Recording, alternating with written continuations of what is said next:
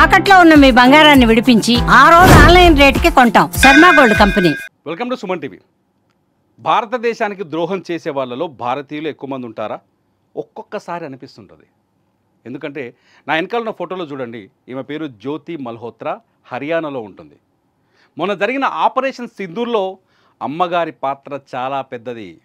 పోలీసులు కావచ్చు, ఎన్ఐఏ కావచ్చు, ఇంటెలిజెన్స్ కావచ్చు ఒక రిపోర్ట్ను తయారు చేస్తే ఈమె పాకిస్తాన్కి లీక్ చేసిన, ఈమె పాకిస్తాన్కి ఇచ్చిన రహస్యాలు చాలా ఉన్నాయి. ఒక మినిస్టర్, మహారాష్ట్ర మినిస్టర్ విజయ్ షా ఏం చెప్పాడు? సోఫియా ఖురేషీ ఒక ముస్లిం, వాళ్ళ సోదరి పాకిస్తాన్కి, ఆ సోదరితో చంపించేసాం పాకిస్తాన్ వాళ్ళని చెప్పాడు కదా. ఇలా ఆలోచించి ఒక బుద్ధిమంతులకు నేను చెప్తున్న ప్రశ్న, ఈమె హిందూ, జ్యోతి Malhotra Hindu. Travel with Jo అని ఒక యూట్యూబ్ ఛానల్ నడిపిస్తుంది. బోల్డ్ అంతమంది ఫాలోవర్స్ ఉన్నారు. మామూలు ముద్దురు కాదు.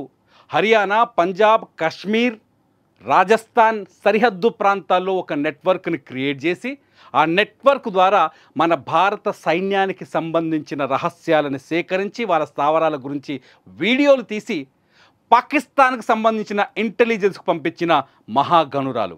ఇంత మూర్ఖురాలు ఈ దేశద్రోహి గురించి ఏం చెప్తారో సోఫియా ఖురేషీ పైన కామెంట్ చేసేవాళ్ళు. డబ్బుల కోసం ఏదైనా చేసే దుర్మార్గురాలు ఈ జ్యోతి మల్హోత్రా. ఈమెతో పాటు మరో 6 మందిని అరెస్ట్ చేశారు. 2023 మేలో ఈమె పాకిస్తాన్ సందర్శనకు వెళ్ళింది. వెళ్ళి కొన్ని వీడియోలు చేసింది. మీరు ఈమె ఇన్స్టాగ్రామ్లోకి వెళ్ళినా లేకపోతే ఫేస్బుక్లో, యూట్యూబ్లోకి వెళ్ళినా మీరు చూడొచ్చు. పాకిస్తాన్లో ఛాయ్ ధర 150 రూపాయలు, పాకిస్తాన్లో పాల ధర 300 రూపాయలు, పాకిస్తాన్లో కొనడానికి చాలా కష్టం, బతకడానికి చాలా కష్టంగా ఉంది, వాళ్ళ ఆర్థిక వ్యవస్థ అంతా నాశనం అయిపోయిందని తొక్కలో వీడియోస్ కొన్ని చేసింది. బోల్డ్ అంతమంది వా ఏం రీసెర్చ్ అనుకొని ఫ్యాన్స్ తెగ ఎగబడ్డారు. కానీ ఆమె ఏం చేసిందో తెలుసా? భారతదేశ సైనిక రహస్యాలకు సంబంధించిన వివరాలని, వీడియోలను తీసుకెళ్ళి పాకిస్తాన్లో ఉన్న ఇంటెలిజెన్స్కి అందించింది. ఈ వివరాలు ఇప్పుడే ఎన్ఐఏ బయటపెట్టింది. వీళ్ళంతా స్లీపర్ సెల్స్గా పనిచేశారు పాకిస్తాన్ దేశానికి, పాకిస్తాన్ ఉగ్రవాద మూకకి. కొద్దిసేపటి క్రితమే జ్యోతి మల్హోత్రాతో పాటు మరో 6 మంది యంగ్ టీంని, ఈమె టీంని అందరినీ అదుపులోకి తీసుకున్నారు హర్యానాలో ఎన్ఐఏ. వీళ్ళని ఇప్పుడు జైల్లో వేసి లెక్కలన్నీ ఎరగదీస్తున్నారు, లెక్కలన్నీ బయటపెట్టిస్తున్నారు.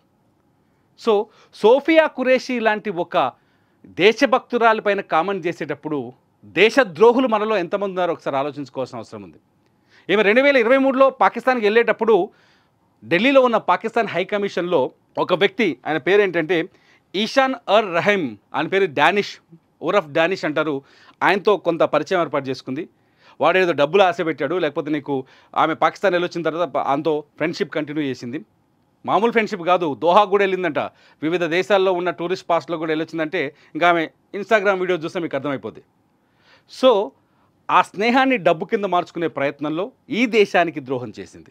ఆ స్నేహాన్ని డబ్బు కింద మార్చుకునే ప్రయత్నంలో ఆ ఈషాను పరిచయం చేసిన పాకిస్తాన్ ఇంటెలిజెన్స్ బృందానికి భారతదేశంలో వాళ్ళకి కావాల్సిన డేటాను ఫోటోల రూపంలో, సమాచారం రూపంలో వాట్సాప్, టెలిగ్రామ్ అండ్ ఫేస్బుక్ ఇటువంటి ఎన్క్రిప్టెడ్ నెట్వర్క్ల ద్వారా వాళ్ళ చేతుల్లో పెట్టింది. జ్యోతి మల్హోత్రా ప్రస్తుతం పోలీస్ ఎన్ఐఏ అదుపులో ఉంది. జ్యోతి మల్హోత్రాని ప్రస్తుతం ఎన్ఐఏ విచారిస్తుంది. ఇలాంటి దేశద్రోహులు ఇంకా ఎంతోమంది ఉండొచ్చు మన మధ్యలో. ఒకసారి ఆలోచించండి. పాకిస్తాన్తో యుద్ధం చేయడం వేరు, చైనాతో యుద్ధం చేయడం వేరు.